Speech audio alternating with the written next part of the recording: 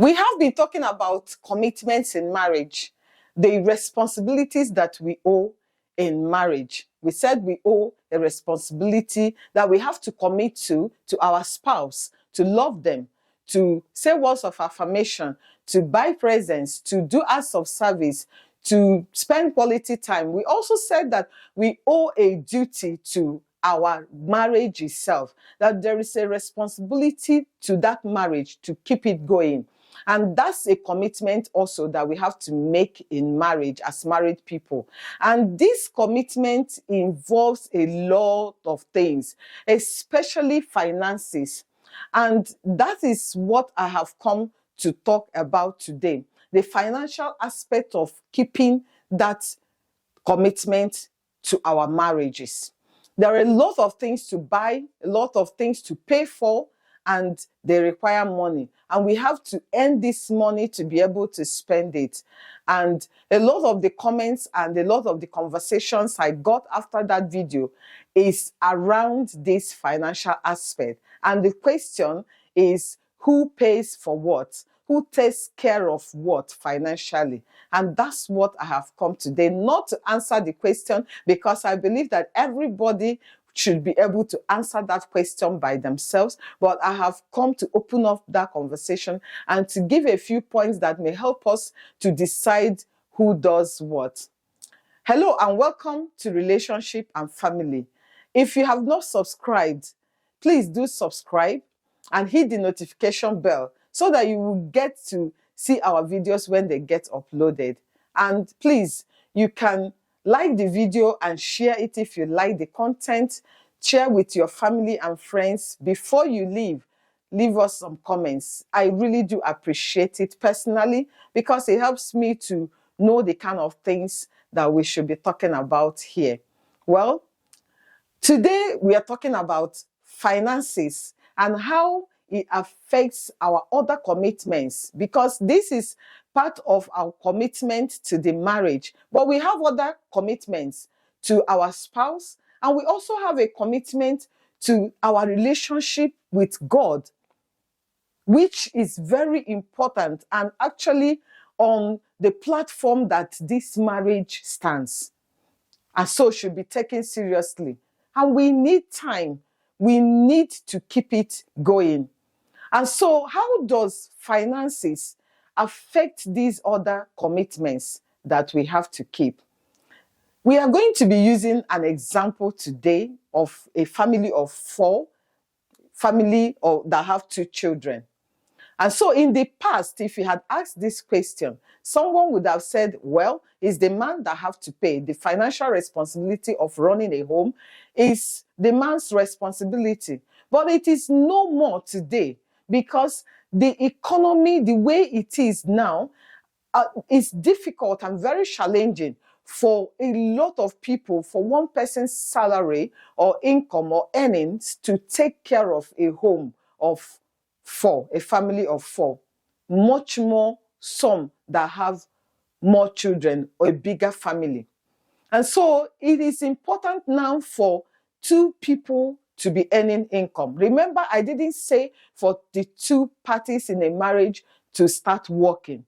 I said that they need to be earning income. That's the first thing I am going to say today, that 2 of them need to. If it is the man that is the stay-at-home dad, or that is the one tending the home, or is the woman that is doing that, whoever it is that is staying at home to look after the home, it is a great job that you are doing. In fact, a huge one, sometimes more than the one that went to work, that left the house to go and work. The job that you are doing is so great and requires a lot of energy. If you have children, you understand what I mean. It requires a lot of energy. It requires a lot mentally for you to do this. But even at that, I have come today to tell you that you also need to start earning income. Unfortunately, I have to add that you have to start thinking of how you can bring in some earnings to support the running of your home, so that it doesn't fall on the shoulder of one person alone, because it's difficult unless you have already built wealth, unless you have already made great investments that will be bringing returns now, unless you have over time put things in place that are generating income, what you will be using. If you have not, it's time that you will start also thinking of what values that you have to give while you are at home tending the home and the children, so that you can get an income. That's number one. The second thing I want to talk about is, before you start embarking on projects, you have to consider your financial capacity. Yes, it is good to have a great life, a great lifestyle. It is good also to copy the Jones, but you have to consider your financial capacity. It's very important, because everybody's financial capacity is different. It's not the same. Some people may be earning in millions, and some people in thousands, even some in hundreds. So it's not so much of who has more and who doesn't have more. It's so much of who requires more, who spends more. So you may find that the person that is earning a million is also poorer than the person that is earning in thousand, or even the person earning in hundred. It's about a lifestyle. It's just about a lifestyle. And before you create that lifestyle, before you imitate it, before you desire it and start applying it, you have to think of your financial capacity as a couple, as a family, and know whether it is able to accommodate the things that you are bringing in as additions to the things that you're already taking care of financially. I'm going to use an example of having another child. I don't want to call it a project, so I'm not going to call it anything for lack of the best choice of words. But you know what I mean. If you have 2 children, for a family of 4 is the example that we'll be using, and you now want a 3rd child, some people will have a conversation with their spouse, and some people will not.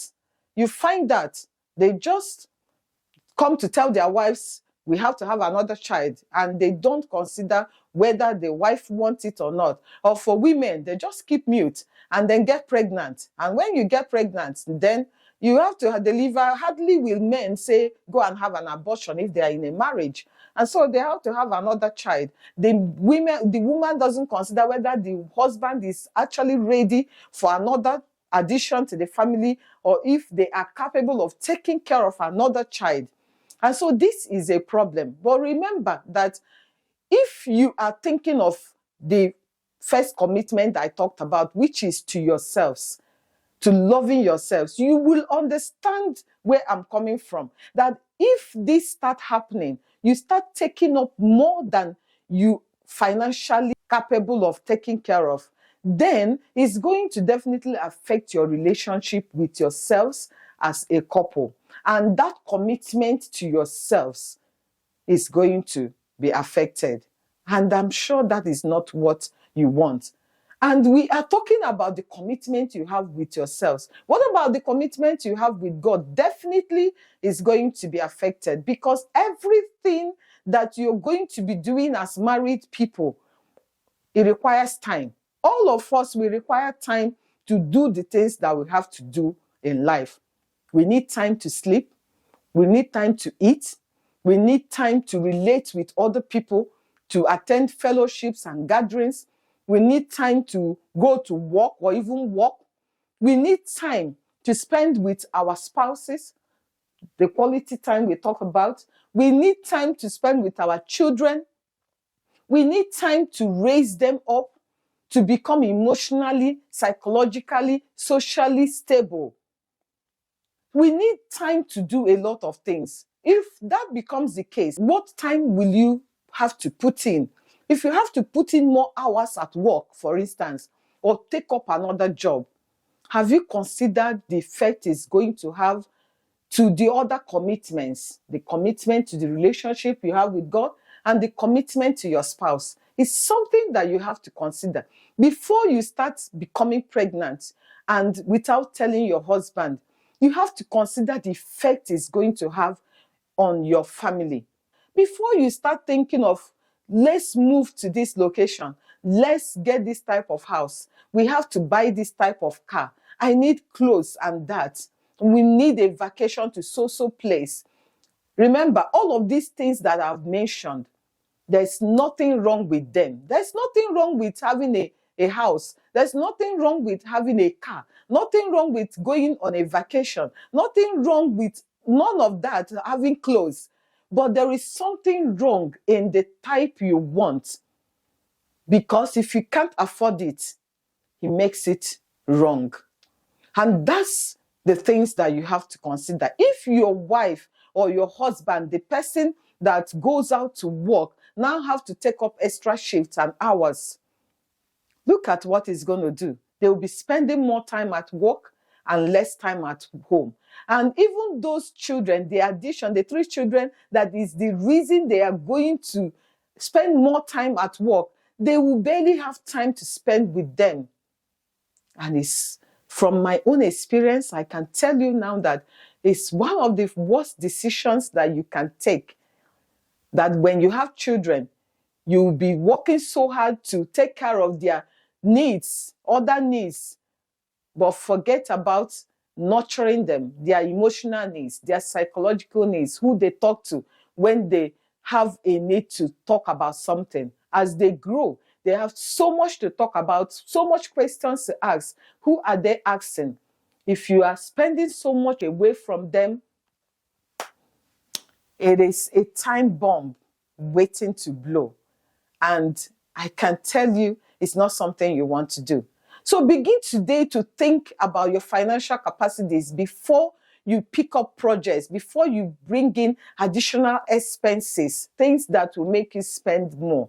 Because you don't want something that will have a negative effect on your relationship with yourselves or as married people and your relationship with God. Because you may find that you have taken care of the commitment to the marriage, but fail in the commitment to your spouse and to God.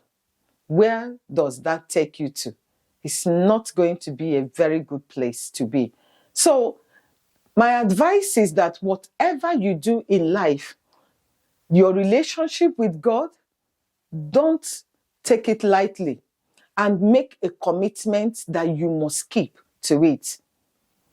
Your relationship with your spouse, don't play with it. With your children, your friends, your family, your community, you need time for all of this, and you have to take it seriously. Make no mistake to think that you will devote time to one commitment and leave the others suffering, because that's not going to give you a very good result. It's best that you pay attention to all the commitments and take them seriously. And that you do by avoiding anything that will come in between any of the commitments. And with that, I'm going to say a big thank you today for watching, and I'll see you in the next video. Bye-bye.